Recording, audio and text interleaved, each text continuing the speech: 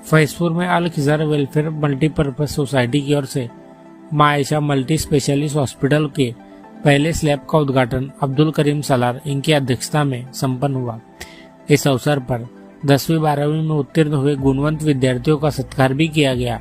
इस अवसर पर धनंजय चौधरी, डॉक्टर दानिश ने अपने विचार व्यक्त किए। हमारा मकसद एजुकेशन लोन देने का है, मगर हम ये एजुकेशन लोन करीम सलार साहब कब तक देंगे? हमारा ये इरादा है कि हम हर घर पर नल कनेक्शन बैठाकर दे, मगर उम्र के किस हिस्से तक हमको नल कनेक्शन बैठाना है? हमें बच्चों को पढ़ाना है, यतीम बच्चों को पढ़ाना है, ये दर्द हम रखते हैं, मगर कब तक? 5 साल, 10 साल, 20 साल? तो हमने ये सोचा कि इस सिलसिले को कंटिन्यू जारी रखने के लिए क्यों ना इसकी जड़ तक पहुंचा जाए कि क्या कारण है कि हमारे लोगों को बार बार कर्ज देना पड़ रहा है।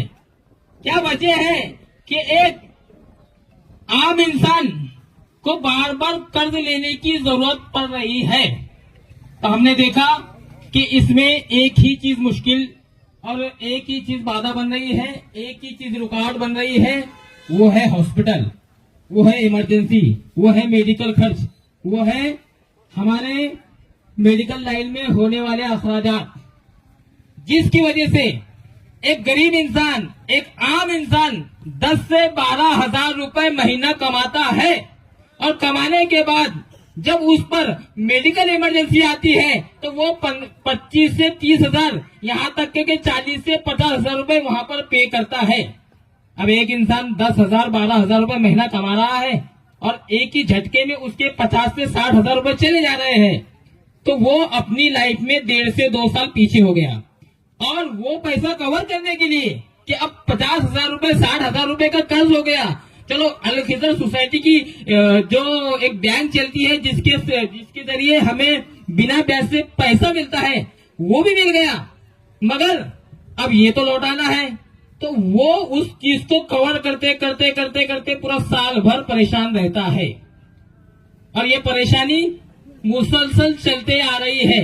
इसी चीज को मद्देनजर रखते हुए अल खिज़र सोसाइटी ने ये सोचा कि क्यों ना हम एक ऐसी तरतीब बनाए जिससे अल खिज़र सोसाइटी के जरिए हमारे आसपास के तकरीबन 100 किलोमीटर के इलाके के जो लोग हैं उनको इस दवाखाने से फायदा हासिल हो, और आधी कीमत में ये दवाखाना चले, जिसके जरिए हमारे एक आम हॉस्पिटल भी शुरू हो जाएगा।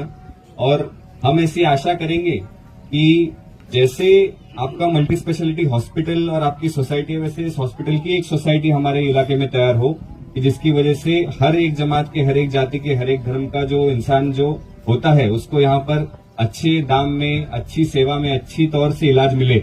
और यही आज के जमाने की जो है, आज के जमाने की जरूरत बन चुकी है। भुसावल हम जाते हैं, जलगांव हम जाते हैं, हमें ऐसा लगता है कि हमें वहां पे लूट रहे हैं लोग। गरीब लोगों की ऐसी भावना है कि वहां पर लूटा जा रहा है। और प्राइवेट हॉस्पिटलिटी और अगर कभी गवर्नमेंट बैक्ड हॉस्पिटलिटी भी हो, पर आज ऐसी भावना तैयार हो गई है कि अपन वहां पर जाएंगे और अपन से 50,000 1 लाख रुपए तो ऐसे ही ले लेंगे। अगर वो नहीं लिए तो मेडिकल का बिल बहुत लंबा फाड़ देंगे, तो पैसे भर ही नहीं पाएंगे। क्योंकि मेरे साथ भी ऐसे जगह हुआ गया था। अभी शुक्र है मेरा कि दादा की वजह से नाम काफी अच्छा है, वहां के डॉक्टर साहब ने जो है इलाज के पैसे लिए नहीं, और फिर मैं मेडिकल में गया, वहां का मेडिकल का बिल भी 20,000 उन्होंने वहां पर निकाल लिया, और मैं सोच के हैरान हो गया। चिराग की मानिंद इलाका खानदेश में जल रहा है, जो समाजी सियासी तमाम ही खिदमात को बखूबी अंजाम दे रहा है, और आज भी नौजवान नस्ल अपने बुजुर्गों का वो सिलसिला बरकरार रखे हुए हैं। उसकी एक मिसाल अल खिज़र एजुकेशन सोसाइटी है। आज मुझे वो याद आ रहा है कि खबर तहय्युर इश्क सुन, न जुनू रहा न परी रही, न तो तू रहा न तो मैं रहा, जो रही सो बेखबरी रही। चली समत गैब से एक हवा कि चमन सुरूर का जल गया, मगर एक शाखे निहाले गम जिसे दिल कहे सो हरी रही। तो दिलों में जो गम और दर्द उम्मत का होता है, अगर वो रोशन है तो मैं समझता हूं कि उस इलाके में रोशनी बाज़ाब्ता तौर से रोशन हुआ करती है, और अल खिज़र उसी चिराग की एक मिसाल है। आइए अल खिज़र सोसाइटी और आज इस प्रोग्राम का क्या मकसद है मैं चाहता हूं कि आपके हुजूर वो मकसद पेश किया जाए।